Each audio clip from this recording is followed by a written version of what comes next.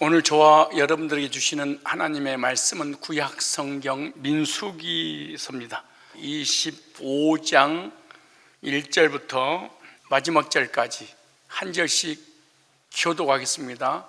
이스라엘이 시딤에 머물러 있더니 그 백성이 모압 여자들과 음행하기를 시작하니라. 그 여자들이 그 신들에게 제사할 때 백성을 청하며 백성이 먹고 그들의 신들에게 절함으로 이스라엘이 바알보엘에게 부속된지라. 여호와께서 이스라엘에게 진노하시니라. 여호와께서 모세에게 이르시되 백성의 두령들을 잡아 태양을 향하여 여호와 앞에 목 매어 달라. 그리하면 여호와의 진노가 이스라엘에게서 떠나리라. 모세가 이스라엘 사사들에게 이르되 너희는 각기 관할하는 자 중에 바알보엘에게 부속한 사람들을 죽이다니라.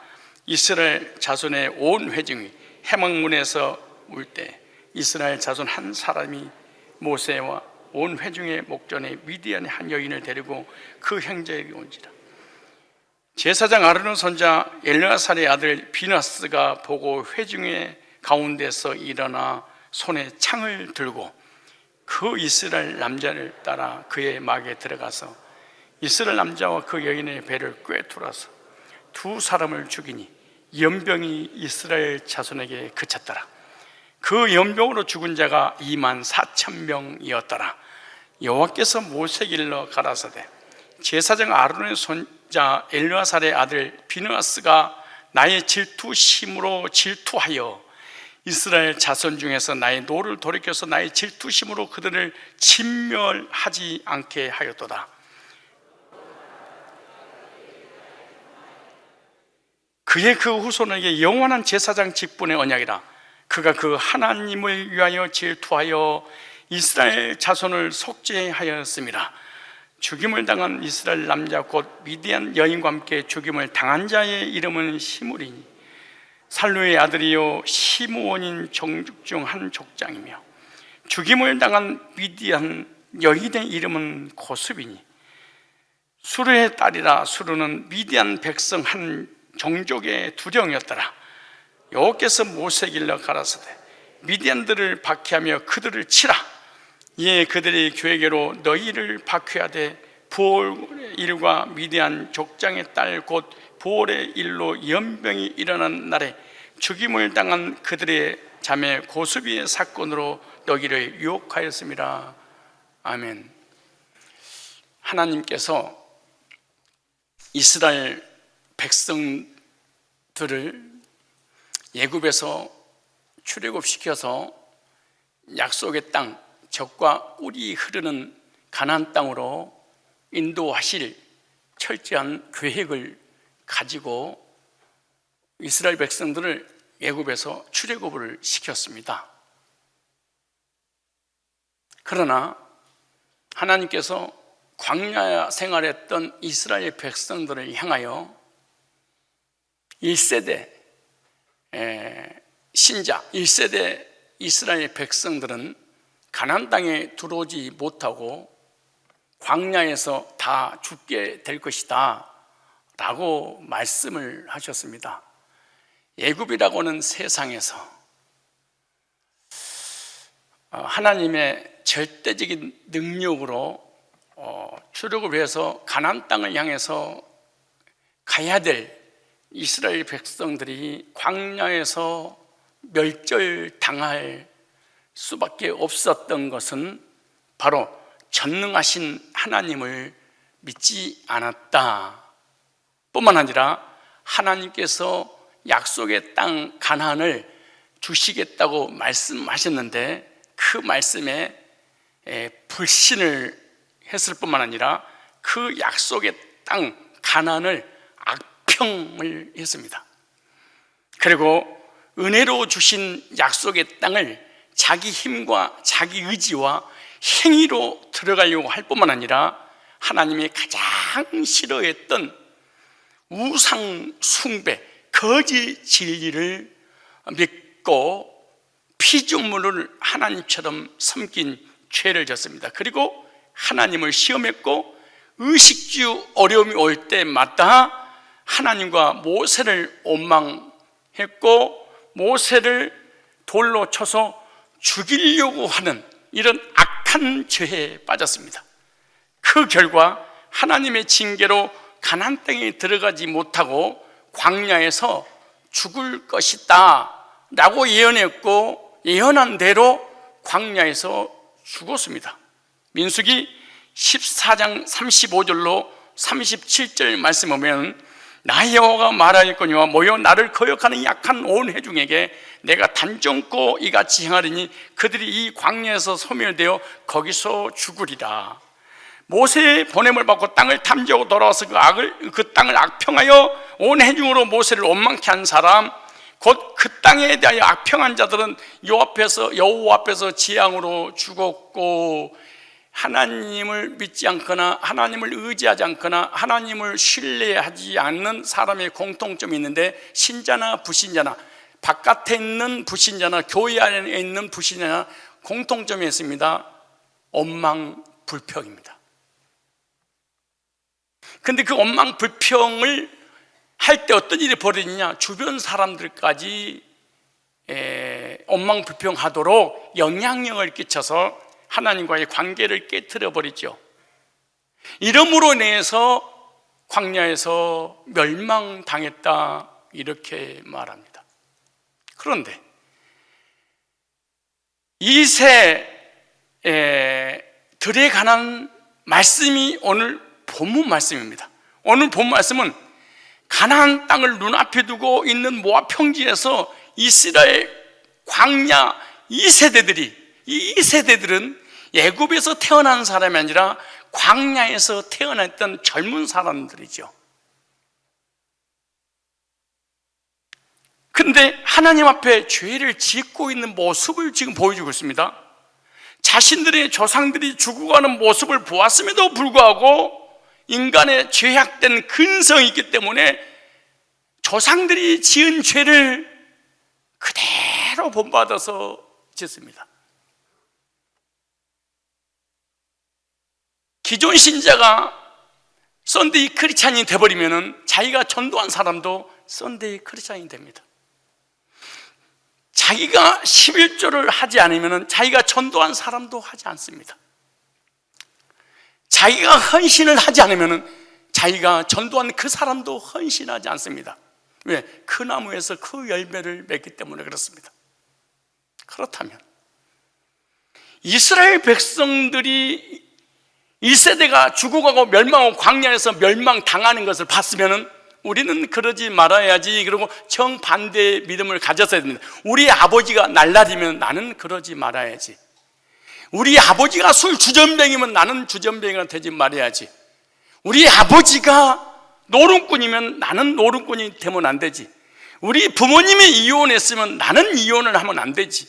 우리 부모님이 원망불평하면서 교회 문제 일으키고 목회자에게 대들고 소란이 피었으면 나는 그러지 말아야지. 이것이 일반적인 상식들입니다, 사람이라면. 그런데 이세들은요, 그 조상들의 믿음을 본받고 조상들을 1세대들이 부모님 했던 행동을 그대로 따라서 답습을 합니다. 그런데 이들의 죄 짓는 장소를 보니까 오늘 딱 지명을 딱 정해놨어요. 시딤에 머물렀을 때 모압 여자들과 은맹의 죄를 짓고 있었다 이렇게 말하죠. 그런데 중요한 것은 이 말씀을 고린도전서 10장에다가 기록해놨습니다. 이런 일이 거울이 되어 말세를 만난 성산교회 교인들에게 주셨다. 거울로 경계로 너희는 그러지 말라고. 오늘 본문은 수천 년 전에 이스라엘 백성들에게 주셨던 말씀이 아니에요. 이미 그 시대는 끝났어요. 근데 성경에다 기록해놓고 오늘 우리들에게 주신 말씀인데 우리는 예화를 들어가면서 설명해도 우리는 똑같은 죄를 똑같이 짓다가 이 땅에서 멸망받고 지옥 가는 사람도 있고 천국 가는 사람도 있고 나눠지겠죠? 너희들은 이스라엘 백성들이 광야에서 저질렀던 그 죄의 참여하지 말라 이렇게 말합니다. 그럼 성경은 왜 이스라엘 백성들이 시딤에 머물러 있을 때 모압 여자들과 음행하기를 시작했다고 말씀하고 있을까요? 영적인 의미가 무엇인지 말씀을 통하여 우리가 교훈을 얻어야 됩니다. 만약에 이 교훈을 얻지 못한다면 우리는 하나님 백성이 사실은 아닙니다.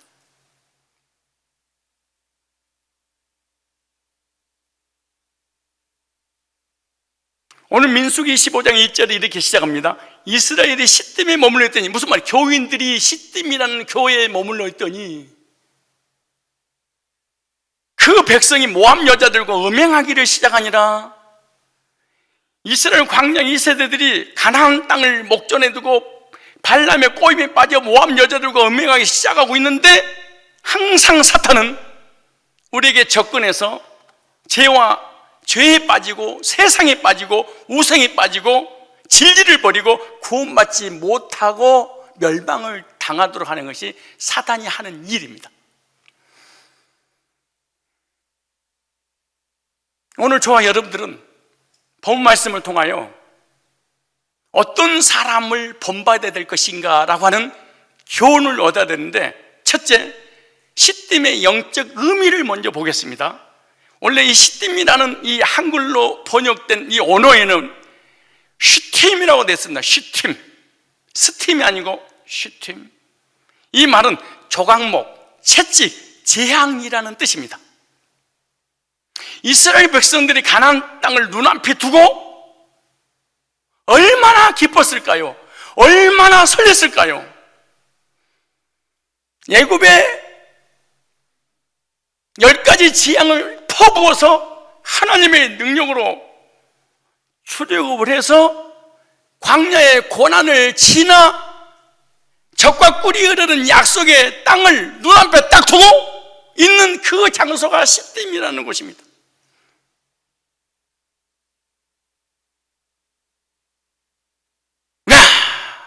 애굽 생활이 끝났다. 와! 광야의 시련과 고난과 이 훈련은 끝났다. 이제는 우리 힘으로, 우리 능력으로, 내 힘으로, 내 의지로 얼마든지 가나안 땅에 들어갈 수 있어! 라고 하는 행위주의의 시딤에서 빠져버립니다. 다시 말해서 복음으로 시작했다가 성화주의로, 율법주의로, 신사도로, 인터컵으로, 초라한 에드워드로, 로이드 조슨으로, 철로역정 쓴 존버년으로 돌아가 버립니다. 뭘 잊어버렸을까요? 애굽의 10가지 재앙으로 초토화시켜서 바로의 저주에서 해방시켜 주신 하나님, 하나님의 기적 같은 능력으로 홍해를 육지처럼 건너가셨던 하나님을, 목이 마르면 반석을 쳐서 물이나 생수를 먹게 하신 하나님을, 배가 고프면 하늘문을 열고 하늘에서 만나를 주셨던 하나님을, 뱀과 정갈이 있었던 그곳을 지키시고 부하셨던 하나님을, 낮에는 구름 기둥으로 밤에는 불 기둥 오토매틱으로 하나님의 은혜와 사랑으로 인도하셨던 하나님을 깡그리 잊어버리고 우리 조상들이 들어가지 못했던 그 가나안 땅, 나는 들어갈 수 있어 은혜를 놔버립니다. 믿음을 놔버립니다. 하나님 언약을 놔버립니다. 갈라서 1장에 3장에 어리석도다 갈라디아 사람들아, 너희가 너희 앞에 십자가가 뻔히 보이거늘 누가 너희를 꾀드냐? 성령으로 시작하였다가 율법으로 마치려느냐? 복음으로 구원받았다가 쪼나단 애도도 이단으로 빠져버리려고 하느냐? 예수 믿고 구원받고 다시 세상으로 나가버리느냐?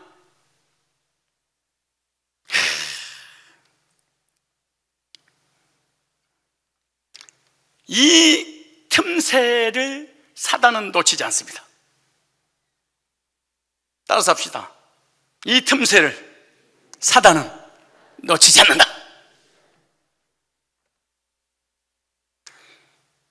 이스라엘 백성들을 타락의 길로 빠뜨리기 위해서 여기서 세상에 빠고 거짓 교리에 빠고 여기서 우상 숭배를 하게 됩니다. 무슨 말이냐? 시딤이라는 교회에서 하나님을 섬기고 하나님께 경배하고 진리의 복음의 말씀이 선포될 시딤이라는 이 교회에서 예수님의 이름으로 하나님을 빙자하여 율법을 지켜야 구원받고 성화돼야 구원받고 방언해야 성령 세례받고 천국 가봐야 한다고 하고 이런 율법주의, 행위주의, 신비주의가 합법적으로 강단의 시딤이라는 강단에서 메시지를 선포했습니다. 교회에서, 교회 안에서 우상을 숭배하게 만들었습니다. 교회 밖에서 우상 숭배한 게 아니고 예수님으로 목회자들이 거짓 교리를 교회로 끌고 들어와서 성경을 가지고 성령을 빙자해서 교회를 완전히 타락시켜버렸습니다. 이 시딤의 장소 의미가요, 조각목, 채찍, 재앙이라는 의미가 있는데 성막의 재료가 되는 조각목이라는 뜻입니다. 그러니까 조각목이 어디 쓰냐? 성막에서 하나님 앞에 제사드리게 성막을 지을 때 하나님이 조각목으로 지어라 이렇게 말해. 번제도도 마찬가지고. 그런데 이곳에서 우상을 숭배했습니다. 우리는요, 예수 이름으로 교회 열심히 다니면서 세속화를 섬기면서 하나님 섬긴다고 하는 거죠, 사실은.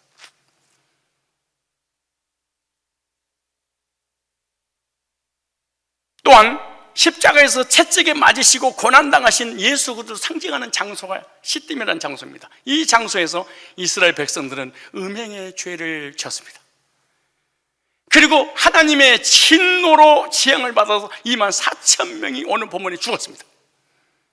이 장소에서 하나님이 가장 싫어하시는 우상인 바알무오를 섬기게 됩니다.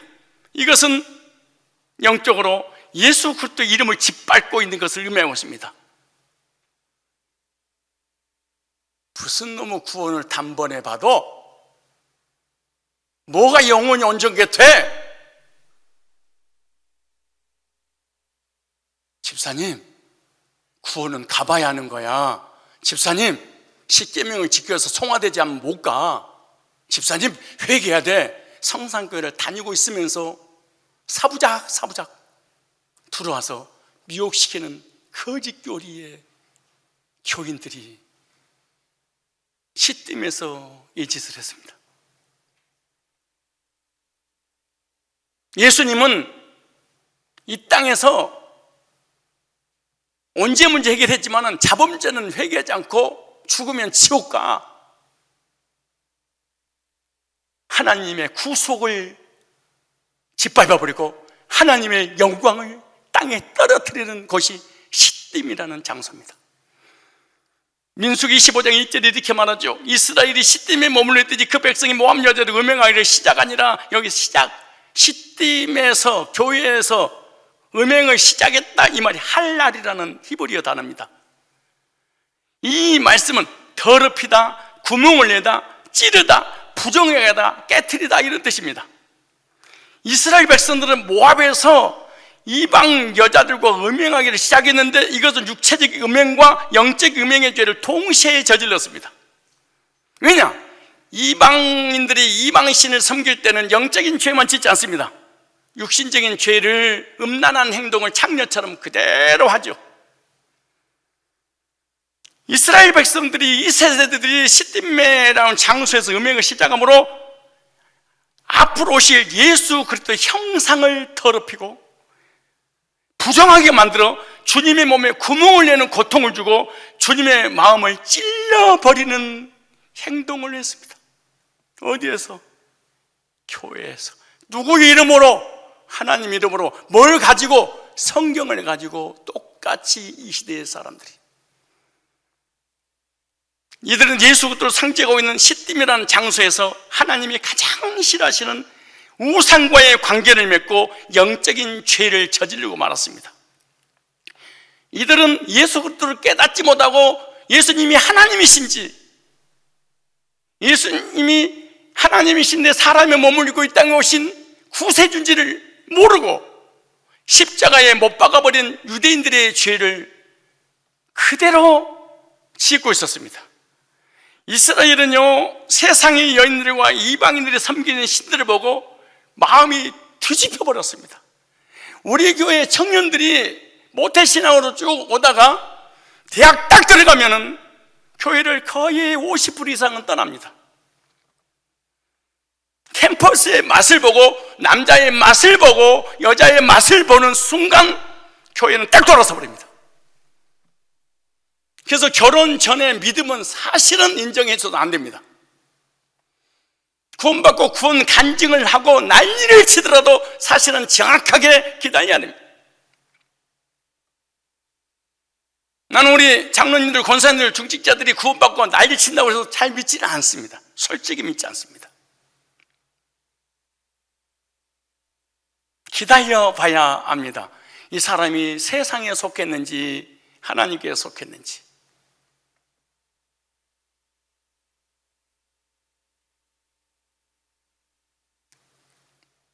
광야에서 태어났어요? 교회에서 태어났어요?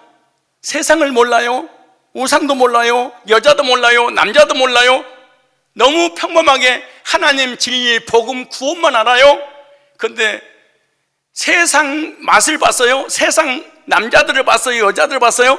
거짓 교리를 들어봤어요? 헷가닥 뒤집어져 버립니다. 여기서. 그리고 즉시로 문법에 보면 자신들의 마음에 우러나와 하나님보다는 우상을 섬기는 쪽으로 마음이 쏠려버렸습니다.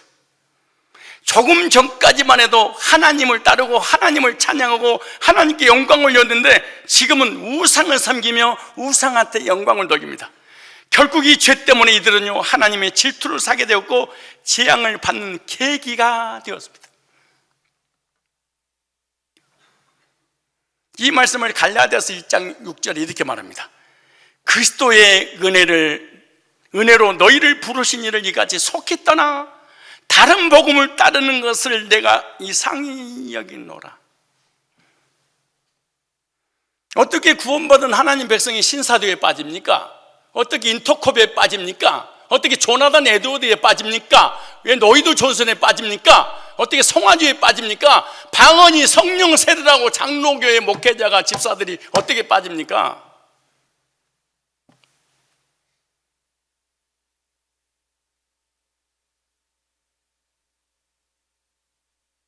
우리 교회인들이 이렇게 복음을 10년, 20년 들어도요, 율법주의 안수 집사 이런 사람 몇 명 만나가지고 집사님 시키면 지켜서 구원이 일어나가야 돼. 시키면 패해서 구원은 하나님만 하는 거야. 회개해야 돼. 이러면 20년 동안 배웠던 한순간 딱 무너져. 기동 같은 데 가가지고 성령 세례는 방언이야. 예고 운동하려고 강화문 갔더니 성령 세례는 방언이고 예언이고 입신이고 기절하고 넘어지고 자빠지고 눈까지 찔리고 총과 지옥 갔다 오고 계시받고 음성 듣는 게 구원이야. 확 되져버려. 한순간에 돌아. 오래 걸리지 않습니다. 우리의 신앙이 오래 가지 않습니다. 한순간에. 여러분이 구원받고 난리쳐도 돈마다 알았다, 딱 돌아섭니다. 하나님 앞에 여지없이 돌아섭니다.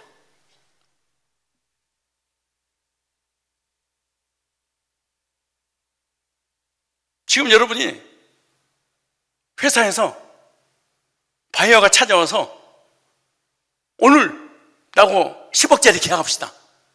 여기 앉아있을 사람 몇 명이 될까요? 한순간에 하나님을 저버립니다. 여러분들은 그러지 않은데 이스라엘 광야 2세대들이. 그래서 하나님의 진노로 지향을 당하게 되는데, 우리들도 거짓 교리에 빠져 영적으로 타락하면 하나님으로도 진노를 당하게 되는데, 이건 깨닫지 못하는 데 문제입니다. 특별히 교회 오래 다니면 오래 다닐수록 사실 못 깨닫습니다. 이거를. 왜냐? 안 받아들입니다. 그리고 이런 말씀을 들으면 은혜 안 돼요 그러면 까는 걸로 들립니다. 어느 목사님 나 까네, 나 치네, 나 때리네 이렇게 들리지. 깜짝이야, 나의 얘기야. 이렇게 돌이킨다는 게 힘듭니다. 그리고 우리가 오후 예배 다 드리게? 말도 안 되는 짓이지. 우리는 여전히 말씀 듣고 바람과 함께 사라지다. 우리는 어쩔 수 없는 죄인입니다. 이게 바뀌어지는 게 쉽지 않습니다. 하나님이 제일로 싫어하시는 거짓 교리에 빠져 피조물을 하나님을 섬기는, 즉 천한 인간에게 구원 얻을 다른 이름을 준 적이 없는데 율법으로, 성화로, 방언으로, 행위로, 세상 것으로, 우리 인간의 열심으로 구원받는다는 그 거짓 교리를 퍼뜨리기 시작한 것이죠. 이때 우리 하나님이 얼마나 사랑이 많고 긍휼이 많고 자비가 많고 은혜가 많으신 분인지, 우상숭배하고 타락하고 죄를 지으면 내버려 두고 재앙을 내리고 끝장내면 되는데, 너희들이 잘못해서 우상숭배하고 타락하고 죄를 지었지 내가 해결 방안 줄게, 그리고 해결책을 찾아주십니다. 이게 하나님의 마음이죠. 죄인을 향한 하나님의 사랑입니다. 하나님께서는 재앙을 받아 죽을 백성들에게 백성의 수령을 잡아 태양을 향하여 여호와 앞에 목매어 달라 명령합니다. 그러면 진도가 끝날 것이다. 보세요, 25장 4절에 우리 읽어볼까요? 시작. 여호와께서는 바알보엘에게 가담한 수장들을 잡아 여기 4절 읽읍시다. 시작. 여호와께서 모세에게 이르시되 백성들의 수령들을 잡아 태양을 향하여 여호와 앞에 목매어 달라. 그러면 하나님의 진노가 이스라엘에서 떠나니라. 우상 숭배, 타락하고 하나님을 떠나게 만들었던 교회의 지도자들, 거짓 교리에 빠지게 만들었던 수장들을 잡아라, 이렇게 말합니다. 그럼 진노가 끝나겠다.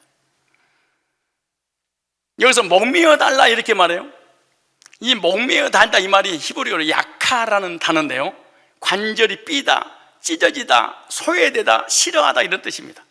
하나님께서는 모세에게 명령하여 죄를 지은 수령들을 잡아 목을 메어 나무에 달라고 말씀하셨는데, 이렇게 하면 하나님 마음이 풀려서 진노가 사라질 것이다, 이렇게 말씀하셨어요.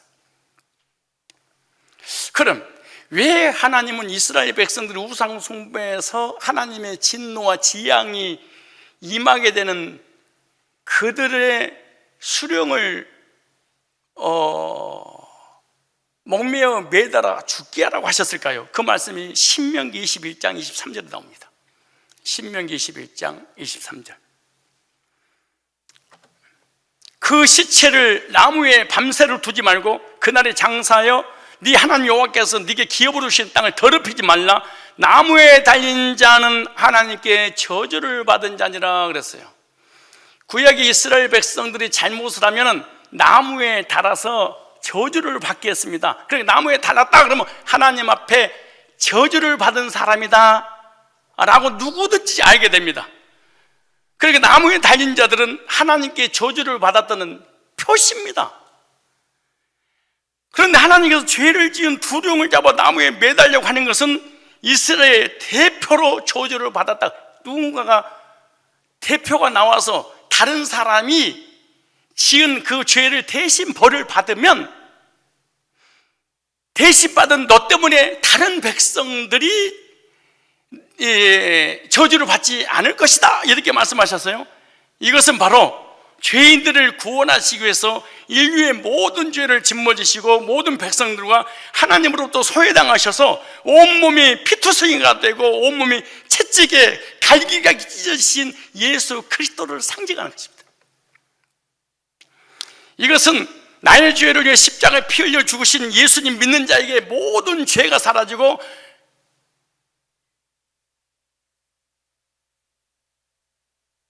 모든 하나님의 진노가 없어지게 되는 것이기 때문에 하나님 반드시 목매어 달라, 이렇게 명령을 내렸습니다. 이게 해결 방안이에요. 죄로 인한 저주와 하나님의 심판을 면하는, 심판을 멈추게 하는 유일한 길이 뭐냐? 목매에 달아라. 갈라디아서 3장 13절에 이 말씀의 예언이 성취가 그대로 되어 있어요. 갈라디아서 3장 13절에 그리스도께서 우리를 위하여 저주를 받은 바 되사 율법의 저주에서 우리를 속량하셨으니 율법을 범하면 죄가 되고 죄의 삭은 사망이고 끝은 지옥이에요. 근데 그 율법의 저주에서 우리를 속량하셨으니 기록된 바 나무에 달린 자마다 저주 아래 있는 자, 예수님께서 우리를 대신해서 저주를 받으셨어요. 베드로전서 2장 24절에 보니까 친히 나무에 달려 그 몸으로 우리 죄를 담당하셨으니 이는 우리로 죄에 대하여 죽고 의에 대하여 살게 하심이라. 그가 채찍에 맞으면 너희는 나음을 얻었나니 친히 나무에 달려서 우리가 죄에 대해서 받을 저주를 주님이 대신 받으셨습니다. 그리고 우리를 율법의 저주에서 나를 속량해 주시기 위해서 예수님 친히 나무에 달려 죽으셨죠. 나도 이스라엘 백성들처럼 하나님을 떠나 범죄함으로 우상의 음행에 빠져 진노받을 인생이었습니다. 그리고 영원한 사망과 지옥 영벌에 처해진 운명이었는데 예수님께 나의 죄를 자신의 몸에 친히 담당하시고 나무에 달려 모든 죄를 가져가심으로 우리를 죄와 사망의 형벌에서 구원해 주셨습니다. 죄 지은 두령들을 목매어 달라고 하는 것은 많은 사람들이 있지만 그것은 바로 십자가에 달리신 예수 그리스도를 예표하는 것입니다. 상징으로 주시는 것입니다. 모형인 것입니다. 표상학입니다. 하나님의 진노를 잠재울 수 있는 유일한 길은 하나님의 아들 예수 그리스도밖에 없다. 죄로 인한 하나님의 진노의 재앙을 피할 길은 예수 그리스도 외에는 없습니다.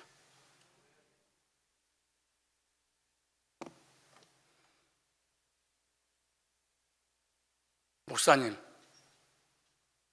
율법도 있고요, 선행도 있고요, 회개도 있고요, 구원을 이뤄나가는 성화도 있고요, 착하게 살고 구제하면은 좋은 데 가는 거 아니에요? 십계명을 왜 주셨어요? 십계명을 범하면 저주받으니까 십계명을 철저하게 지켜 회개해야죠. 아니면 나는 하루종일 기도해서 방언해가지고 성령의 세례받아서 하나님 진노를 멈추게 하는 사람입니다. 이거 이단입니다. 밖에만 이단이 있는 것이 아니라 교회 안에 시 때문에 얼마든지 이런 교인들이 바글바글 거립니다. 목사님, 내가 이렇게 성경을 많이 깨닫고 주석을 알고 언어도 아는데 왜 나를 목자로 리더로 한 번도 안 세워져요? 가짜니까 안 세워지는 거예요.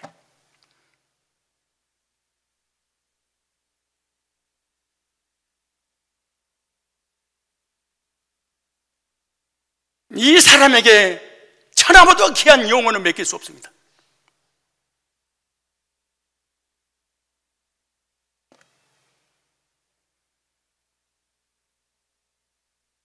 나의 죄를 씻기는 예수의 피밖에 없네. 예수님의 보혈이 나에게 임하여 우리 모든 죄를 덮어주시고 그때 하나님의 재앙이 가정에서, 직장에서, 사업장에서, 우리 심령 속에서 떠나게 됩니다. 그런데 이스라엘 백성들 수백만 명 중에 이 일을 실제로 행동에 옮겼던 한 사람이 있었는데 비느하스라는 사람입니다. 비느하스는 하나님의 진노의 재앙을 잠재우게 하는 1등 공신이었습니다. 비느하스의 한 사람 행동으로 하나님의 재앙을 멈추겠습니다. 비느하스가 행동 연구것이 무엇입니까? 불신앙으로 인한 우상의 근원을 제거해버렸습니다. 비느하스의 행동으로 이스라엘에게 내렸던 재앙을 하나님이 멈춰버렸습니다. 재앙을 끊어버렸습니다. 이 비느하스 한 사람이. 민수기 25장 7절로 8절 얘기입니다. 나는 여기 계신 장로님들이, 집사님들이, 권사님들이, 성도님들이, 전도사들이 자기 가문에, 자기 목장에, 자기 주변에 있는 사람에게 쏟아 부은 죄를 인한 저주와 진노를 멈추게 할 수 있는 그런 사람이 되었으면 좋겠습니다.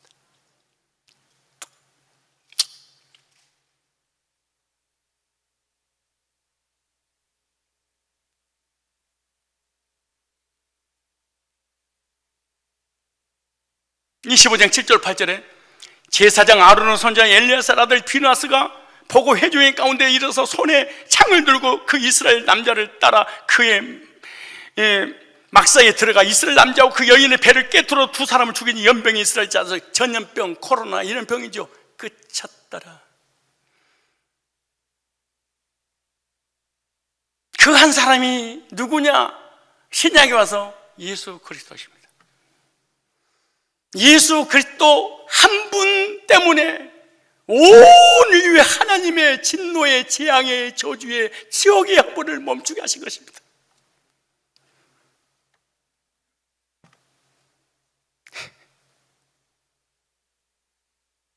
율법은 절대로 하나님의 진노로 상기하지 멈추지 못합니다.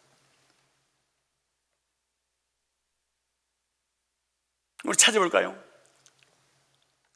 로마서 5장을 찾겠습니다. 로마서 5장.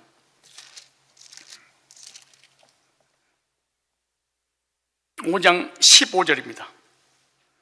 그러나 이 은사는 그 범죄와 같지 아니하니 곧 한 사람의 범죄라니 많은 사람이 죽었으니 더욱 하나님의 은혜와 또는 한 사람 예수 그리스도로 그리스도 은혜로 말미암는 선물을 많은 사람에게 넘쳤느니라. 한 사람 때문에 정죄된 같이 한 사람 예수 때문에 모든 사람이 의인됐느니라. 한 사람 때문에 사망했는데 한 사람 예수 때문에 생명 안에서 왕노를 아니라, 이렇게 말합니다.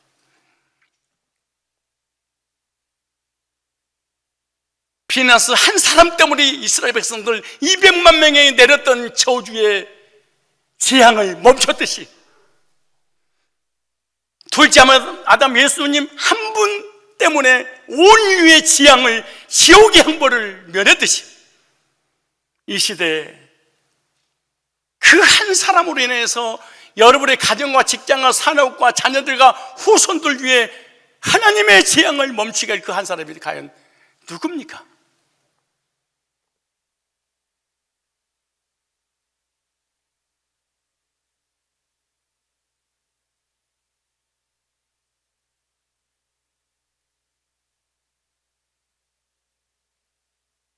나는 사실은 다른 교회에서 간증하는 그 간증을 별로 썩 하고 싶지 않습니다.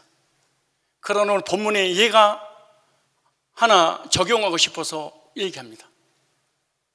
우리 저번에 히스기야의 질병을 치료하신 성공 이후의 실수라는 제목의 말씀을 전할 때 여러분들이 기도받으러 왔어요. 실제로 아픈 사람들이.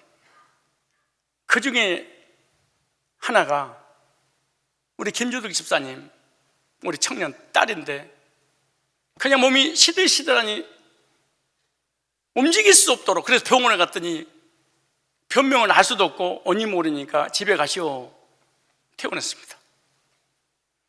몸은 말을 안 듣습니다. 그래서 우리 권사님도 막 울고 목사님 기도해달라고 그렇게 울면서 하길래 제가 10시 반에 11시 예배 중간 사이에 그 본문을 가지고 읽어주면서 하나님께서 치료했으니, 예수님의 십자가의 복음으로 치료했으니 울지 말고 걱정하지 말고 돌아가면 1시간, 2시간 지나다가 완벽하게 치료될 거니까 걱정하지 마시고 돌아가십시오 라고 돌려보냈는데, 김주득 집사님이 화요일날 족구장에 나왔어요. 와서 목사님 감사합니다. 목사님 뭔가 목사님 눈에 뭐 보이세요? 나한테 그러더라고. 그래서 뭐가 보여요? 그랬더니 어떻게 1시간, 2시간 지나면서 해결될 것이라고 그런 말씀 할 수가 있어요. 근데 그대로 돼서 너무너무 신기해서 목사님한테 묻습니다. 그런 얘기더라고. 오늘 아침에 또 그러는 거예요. 목사님 정상 너무너무 정상적인 아이로 돌아왔습니다. 그래서 내가 두 가지를 제시했어요. 그 이유가 딸내미가 교회 다니면서 치명적인 상처를 받았을 것입니다. 물어보십시오. 그 틈을 타서 사단이 역사한 것입니다.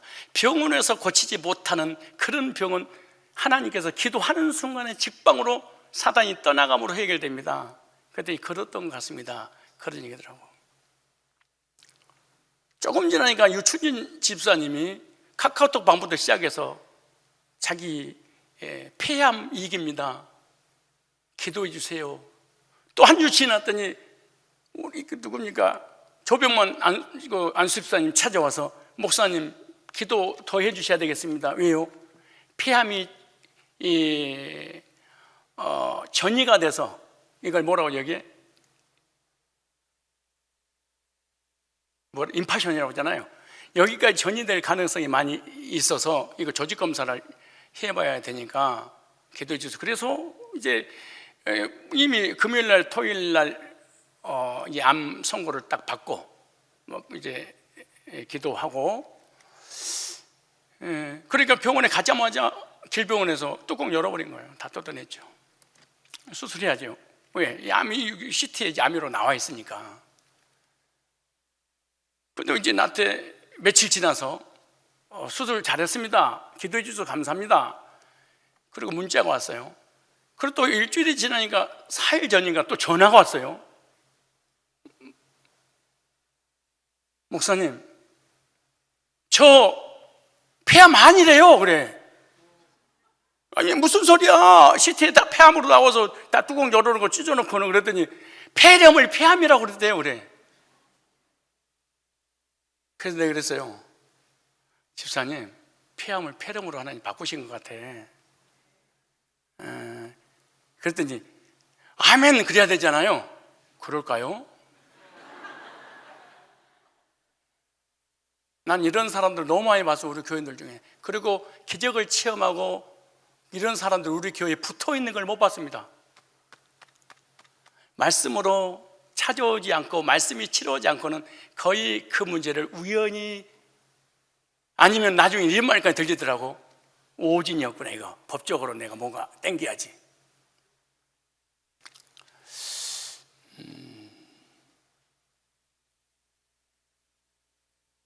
저지에 장세야 집사님이 계시는데, 목사님,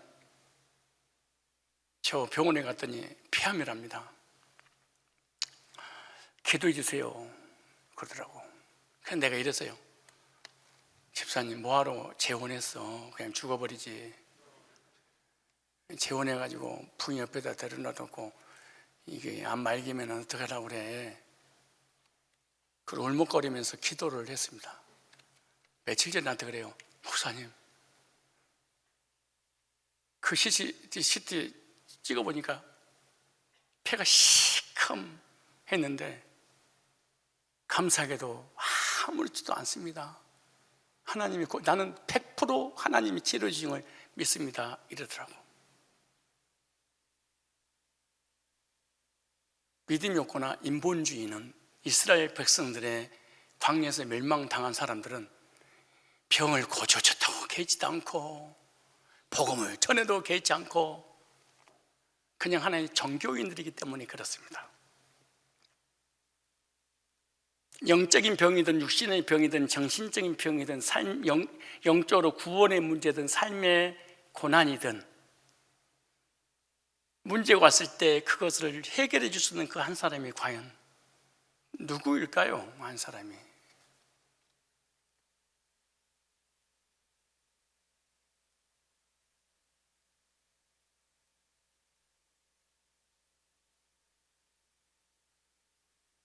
내가 상대방하고 족구를 하고 있는데 15점이 마지막 점인데 13대 7로 내가 공격해서 지고 있을 때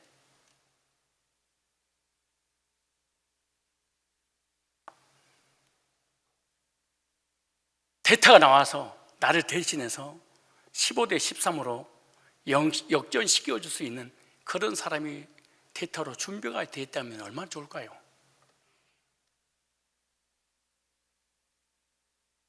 우리 인생에 있어, 삶에 있어서, 미래 내세의 문제에 있어서 내 스스로 도저히 해결할 수 없을 때 누군가가 해결해 주는 한 사람이 내 주변에 있다면 얼마나 기쁘고 감격스러울까요? 그 한 사람이 여러분 자신이면 안 되겠습니까? 아내 말고 남편인 당신이면 안 됩니까? 권사 말고 장로 당신이면 안 됩니까?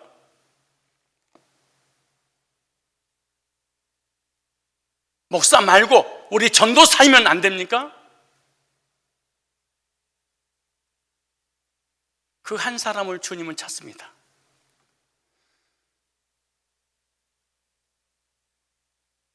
그 한 사람, 하나님의 진노와 재앙을 멈추게 하는, 하나님의 심판을 멈추게 하는 비느하스를 하나님은 지금 우리 가운데 찾고 있습니다. 그래서 그 두 번째로 재앙의 근원을 해결한 비느하스입니다. 비느하스가 창을 들고 이스라엘 남자를 따라 막사에 들어가 재앙의 근원지인 이스라엘 남자와 모압 여인의 배를 찔러 죽여버렸습니다. 비느하스는 피네하스라는 단어입니다. 뱀의 입 이런 뜻입니다. 비느하스 그러면 뱀의 입을 가진 사람, 이렇게 의미가 부여됐겠죠. 비느하스는 예수 그리스도를 예표하는 인물입니다. 시딤도 마찬가지죠. 이름이 의미처럼 원래 안 좋은 것처럼 보이잖아요. 뱀, 그러니까 무슨 말이냐, 입으로 말씀을 선포하고 뱀처럼 지혜롭게 복음의 말씀을 선포하는, 예수 전당 부신지요, 광화문에서 외치고 광화문에서 독립운동을 하고 지하철에서 버스 안에서 그런 게 아니고 남편을 괴롭히고 고통을 주고 예수 안 믿으면 지옥 가, 이렇게 한 게 아니고 너무너무 부드럽고 지혜롭게 상대방 기분 안 나쁘게 설득시켜서 복음을 증거하는, 뱀처럼 지혜로워라. 이 사람이 누구였냐? 비느하스입니다. 비느하스가 행동했던 일은 바로 모든 재앙의 근원을 끊어버렸던 겁니다. 비느하스는 창으로 이스라엘 남자와 모압 여자를 죽여 재앙을 끊었죠. 즉 사탄의 근원지를 심판했습니다. 이와 같이 예수님께서도 입에서 나오는 말씀으로 사탄의 모든 시험을 물리쳤습니다. 예수께서 말씀하실 때 사탄아 물러가라, 기록되었을 때 주 너희 하나님께 경배하고 다만 그를 섬기라 하였느니라. 사탄이 예수님을 시험하려고 다가왔을 때 예수님께서 말씀으로 사탄을 물리쳤죠. 비느하스는 창을 가지고 사탄을 물리쳤다면 예수님께서는 입에서 나오는 말씀으로 세상을 창조하고 우주를 창조한 있으라면 있으라 그대로 되어버리는 말씀으로 사탄을 물리쳤습니다. 비느하스의 이름에 나오는 것처럼 예수 그리스도를 예표하고 있는 인물이 바로 비느하스인데요, 비느하스가 장막에 들어가 음행하던 자들을 찾아냈을 때 연병이 즉시 코로나 전염병이 멈췄더라. 비느하스가 이스라엘 대신해서 모든 죄악의 근원을 끊었더니 하나님의 진노가 사라졌습니다. 예수님께 십자가에 못 박혀 피 흘려 주시고 마지막 남긴 말씀이 내가 다 이뤘다, 이 선포로 인하여서 하나님의 재앙과 진노가 멈췄습니다. 주님께서는 비느하스처럼 창을 가지고 모든 진노를 잠재운 것이 아니라 자신이 직접 십자가의 몸으로 보여주셨습니다. 다 이뤘다 하는 순간에 하나님의 진노가 끝났습니다. 그 하나님의 진노를 멈추게 하는 그 예수님 몸을, 그 예수의 피를 우리에게 주셨습니다. 그리고 이 땅에서의 저주와 내세의 지옥이 된 저주를 멈추게 하신 분이 예수님이십니다. 지금도 예수님 믿는 자로 저주가 끝쳐지도록 하나님은 역사하시고 영생까지 선물로 주시는 것입니다. 우리가 구원받고 천국만 가는 것이 아니라 이 땅에 사는 날 동안에 저주를 멈추게 하신 분이 예수 그리스도입니다. 그 한 사람 오늘 우리에게 묻습니다. 네가 전하는 네 입술과 네가 전하는 지혜로운 말 한마디에 지옥 갈 영혼이 천국으로 가고 이 땅에서 저주받을 사람이 저주가 끝나고 축복을 받게 하는 그 한 사람이 네가 되었으면 되지 않겠냐, 이렇게 말씀하십니다.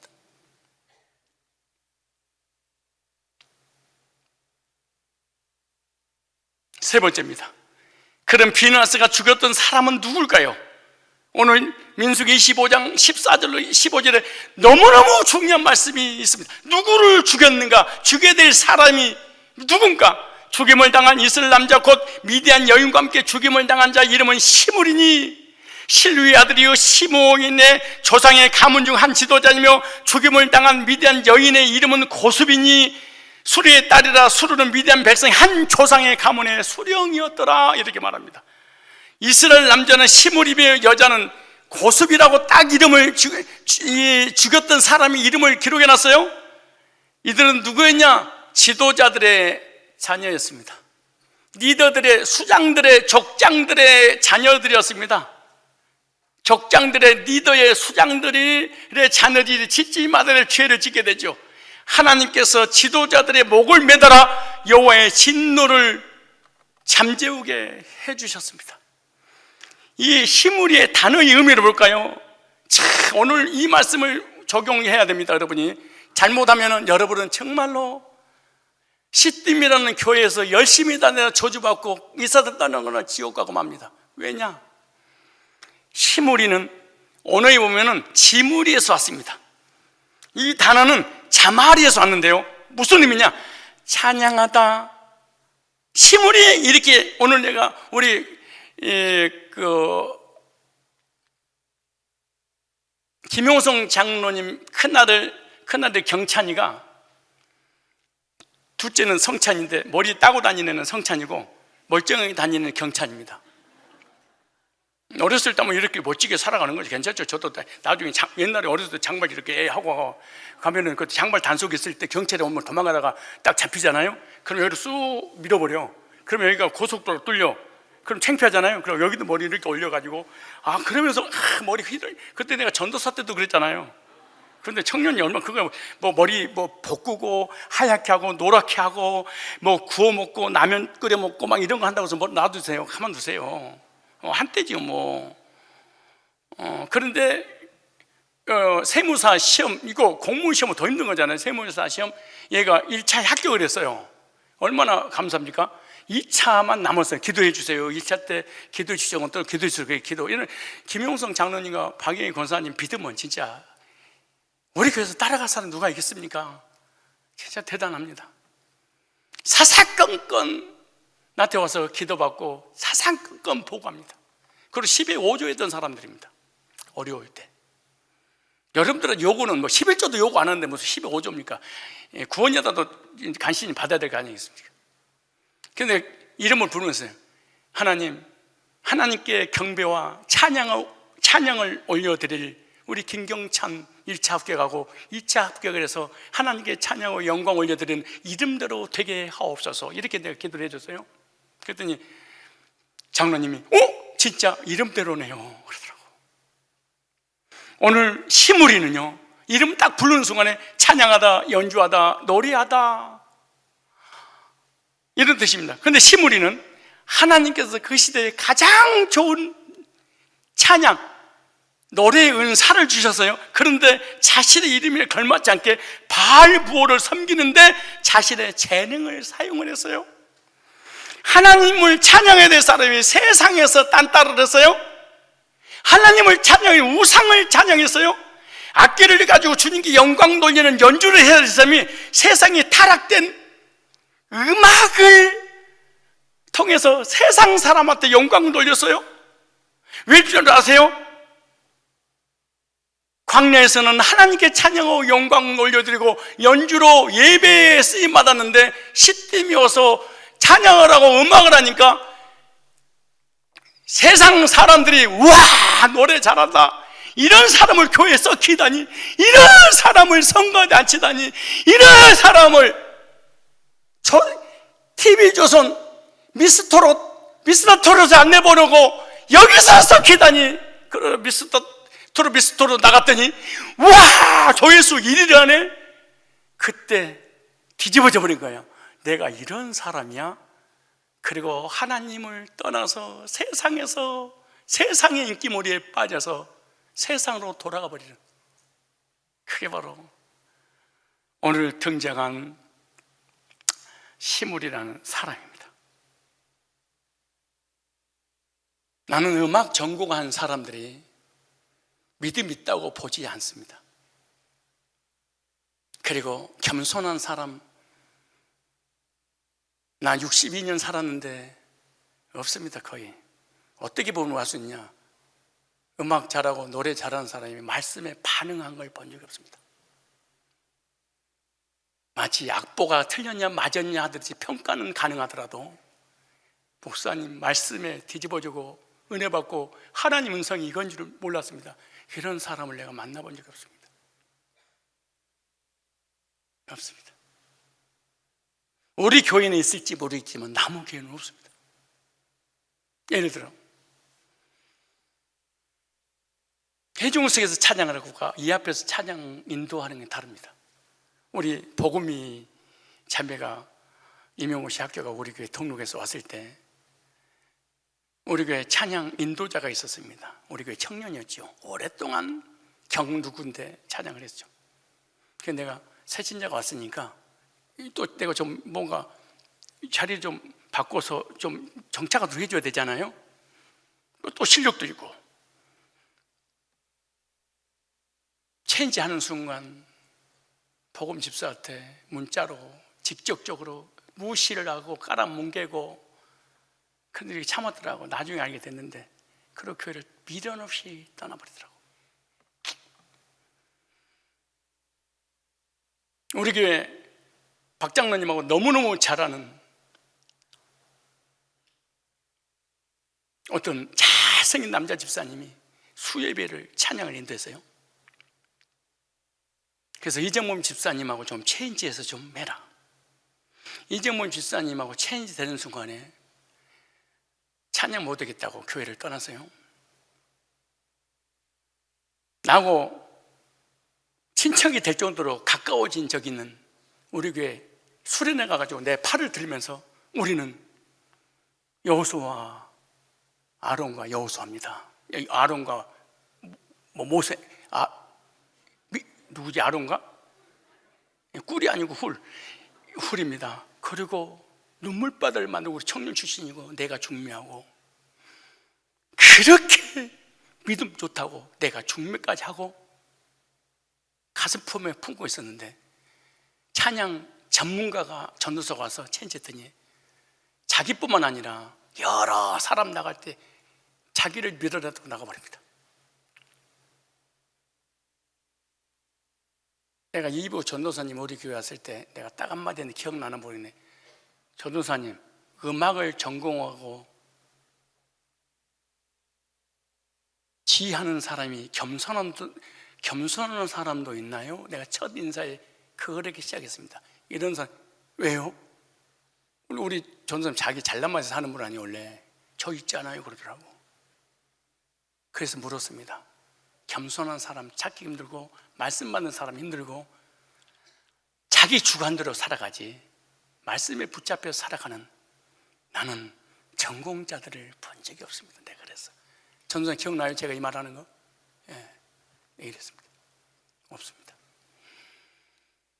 참 교만합니다. 세상에 빠지지 않고 교회에서 찬양하더라도 교만합니다. 어떻게 보면 말씀을 받지 않습니다. 시무리는 자신의 영광을 위하여 인기 때문에 사용을 하고 맙니다. 나를 위해 살자. 내가 이런 특별한 능력이 있었구나. 나는 주님의 영광을 위해 쓰임받아야 될 사람이라고 생각이 되는데 세상 사람이 칭찬하자 그 칭찬을 이겨내지 못하고 세상으로 돌아가려고 합니다. 이와 같이 오늘 우리들도 물질, 명예, 권세, 건강 줄 때 출세를 할 때 명예가 임할 때 누가 칭찬하거든 두려워하십시오. 그것이 올무가 될 것입니다. 그런데 중요한 것은 누구에 의해서 타락을 하게 되냐? 고스비에서 타락하게 됩니다. 이 고스비는 코집위에 샀는데 이 말은 카자부에 샀습니다. 카자부라는 이 고스비는 누구냐? 의미가 거짓말하는 자, 거짓말, 속이다, 사기친다는 의미가 있습니다. 거짓교리를 전파하는 자. 미디안 여자인 고스비는 어떤 사람이냐? 얼굴이 너무너무 예쁘고 몸매도 좋고 뭐 S9이 아니라 D9이라고 그러나 요즘은 남자를 유혹할 수 있는 능력을 가지고 있는 여자뿐만 아니라 가문이 좋습니다. 그러니까 완벽하게 갖춘 여자입니다. 우리 교회 처녀들이 결혼하지 못한 이유가 뭔 줄 아세요? 뚱뚱해서 그렇습니다. S9만 만들고 D만 만들어 버리면은 가만두지 않습니다. 왜냐? 결혼하고 싶으면 오늘 나는 고수비를 만들어야 되겠다 이렇게 생각하면 됩니다. 이 여자가 하나님을 찬양해야 시므리를 음행의 거짓말로 속여 넘어오게 해버렸습니다. 화를 꼬였던 뱀의 말처럼 고수비는 시므리를 욕하여 음행하게 만들어버린 것이죠. 이것이 사탄의 수수입니다. 잠언서 5장 3절 5절에 대저 음녀의 입술은 꿀을 떨어뜨리며 그의 입은 기름보다 미끄러우나 나중은 쑥같이 쓰고 두 날까지 칼같이 날카오르며 그의 발은 사지로 내려가며 그의 걸음은 수월로 날아가니 음녀의 입술은 꿀을 떨어뜨린 것 같고 입은 기름보다 미끄러워 모든 남자들을 유혹할 수밖에 없는 그런 능력을 가졌다는 거예요. 그런데 나중은 쑥과 같고 칼같이 날카로워서 마지막은 죽음의 장소로 내려간다. 미혹한 거짓교리나 세상에 빠지게 하는 말은요, 다단계라든가 주식이라든가 세상에 타락하게 말들은 너무너무 아름답게 들립니다. 그러나 결국에는 저주받고 망하게 하는 거지요. 이것을 완전하게 끄는 사람이 쓰는 누구냐? 비나스입니다. 민수기 25장 12절로 13절에 이러므로 말하라 내가 그에게 내 평화의 언약을 주리니 비나스가 하나님의 지향을 멈추게 할 때 뭐라냐? 그와 그의 후손에게 영원한 제사적인 직분의 언약이라 그가 그의 하나님을 위하여 질투하여 이스라엘 자손을 속죄하였습니다.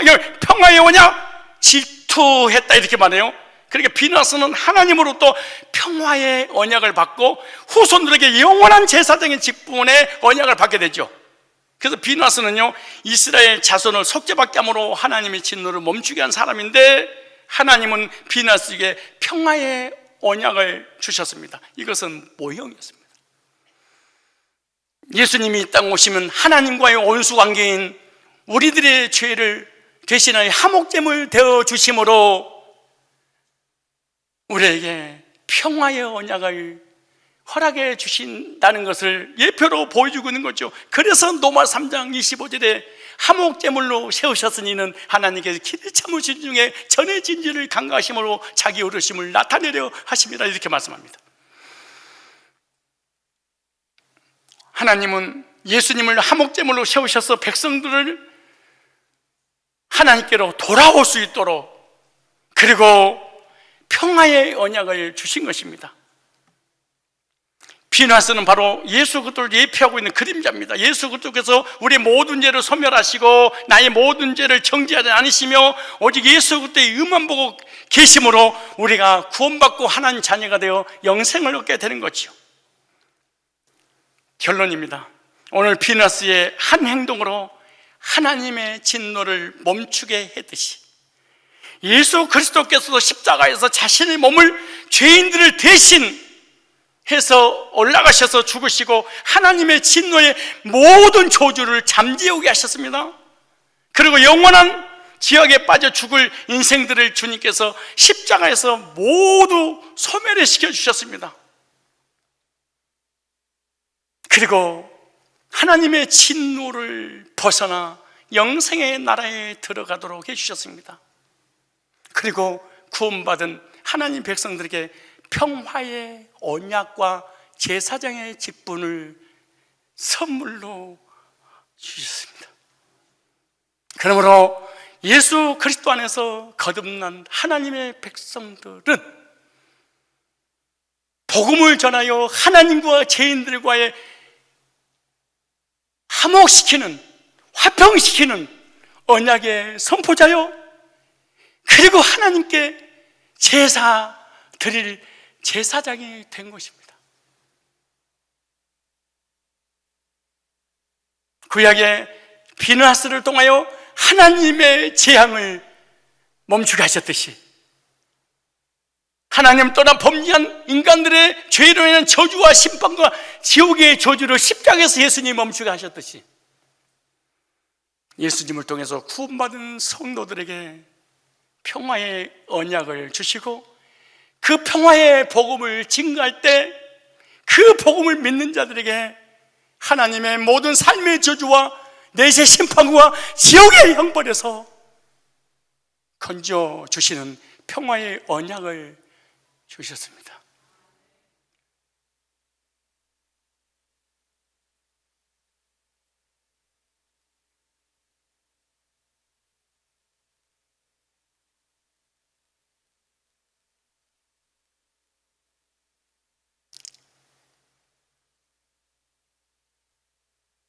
시대마다 교회가 세워진 교회에 무수히 많은 교인들이 교회를 다니고 무수히 많은 사람들이 신학교에서 신학을 하고 목회자의 길을 가고 교회 와서 장로되고 권사되고 집사되고, 이런 사람들은 우리 교회에 1000여명이 넘고 대한민국에 1000만 명이 됩니다.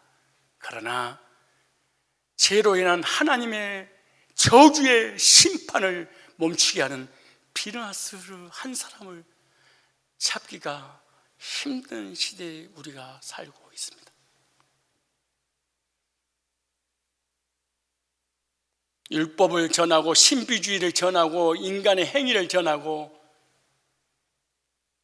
선행과 구제를 전해서 거짓 교리로 한국 교회를 강타하는 이런 거짓 선지자들은 무수히 많이지만, 하나님의 재앙을 잠재우는 그 한 사람 피느하스 찾기가 힘든 시대, 하나님 우리에게 묻습니다. 내가 너에게 화평의 언약을 준 적 있냐? 너 화평의 언약의 복음 말씀을 두고 거듭나서 하나님 화평돼서 하나님의 재앙이 멈추게 되고 영생 얻었어? 어느 순간 내가 너에게 화평의 언약의 복음을 줬는데 너를 통하여 네 자녀, 너를 통하여 네 부모, 너를 통하여 네 교인, 너에게 맡겨준 혈연, 지연, 학연, 이런 사람들 삶의 저주와 내세의 저주를 멈추게 하는 화평의 복음을 전하고 있어? 너에게 주변에 주어지는 모든 재앙과 저주는 너의 책임이야. 첫째, 네가 구원받지 못했거든. 그렇지 않으면 구원받았어도 언약의 화평의 복음을 전하지 않고 있거든.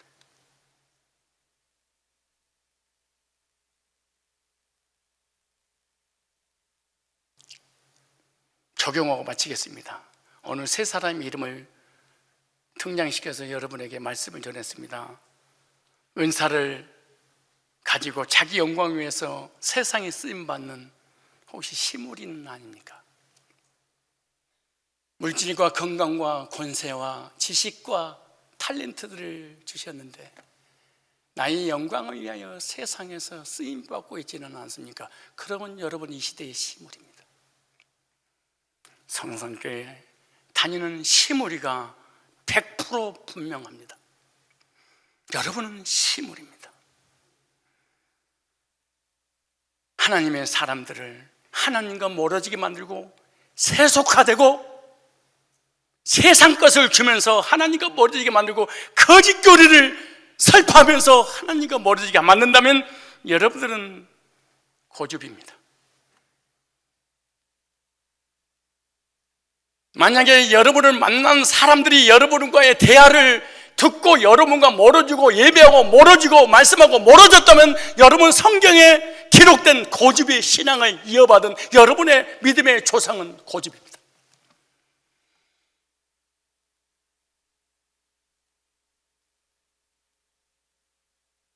내가 인정하든 안 하든 목사가 됐든 장로가 됐든 신학을 했든 말든 명예와 물질과 권세와 학문을 가지고 하나님과 멀어지고 하나님과 관계를 깨트리고 세상하고 가까워지고 물질과 명예와 권세와 돈 버는 데 치중하게 만든다면 여러분 이 시대의 시물입니다. 그 시물의 거짓 교리에 세속화되는 그 인기몰이의 말을 듣고 넘어갔다면 여러분들은 시물이고 그 유혹을 당하겠다면 고집입니다. 시므리와 고집의 그 악랄한 세속가와 거짓교리에 미혹당하여 하나님의 재앙을 쏟아붓게 만들어서 이스라엘 백성들 4천만 명의 백성들의 재앙을 막게 했던 그 문제를 해결할 사람이 있다면 그 사람은 피느하스가 맞습니다. 그 사람은 예수님을 통하여 구원받고 하나님의 자녀요 화평의 언약의 복음을 가진 이 시대의 피느하스가 맞고 그 피느하스의 영적인 후손이 맞습니다. 이 세 사람 중에 여러분들은 누굽니까?